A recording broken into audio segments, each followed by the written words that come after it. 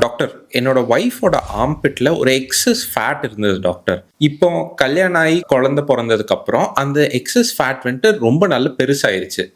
அது வந்துட்டு கேன்சரஸா இருக்கிறதுக்கு ஏதாவது வாய்ப்பு இருக்கா? கண்டிப்பா இல்லைங்க. இது ஆக்ஸிலரி பிரஸ்ட்ன்னு சொல்லுவோம் இந்த கட்டிய. இது வளரக்கூடிய பருவத்துல, அதாவது ஏஜ் அட்டெண்ட் பண்ணதுக்கு அப்புறம் சின்னதா ஒரு கட்டி மாதிரி வரும் ஆர்ம்பிட்ல. இது ஃபர்ஸ்ட் நோட்டீஸ் கூட பண்ணியிருக்க மாட்டாங்க. பட் ஆனா மேரேஜ்க்கு அப்புறம் குழந்தைங்கள்லாம் பிறக்குது அப்புறம் அந்த ஹார்மோனல் ஸ்டிமுலேஷன், அதாவது டெலிவரி ஆகும்போதும் சரி, பிரஸ்ட் ஃபீடிங் அப்பவும் சரி, நிறைய ஹார்மோனல் சேஞ்சஸ் வரும்போது அந்த ஹார்மோனல் ஸ்டிமுலேஷன்னால இந்த ஸ்வெல்லிங் பெருசாகும்.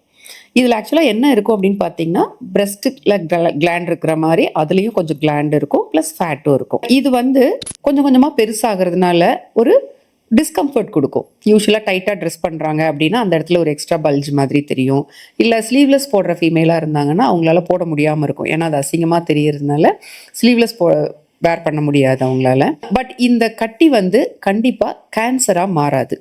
அப்படி பயப்பட தேவையில்லை. மோஸ்ட்லி இந்த சர்ஜரியை ஒரு காஸ்மெட்டிக் பர்பஸ்க்காக தான் நம்ம பண்ணுறோம்.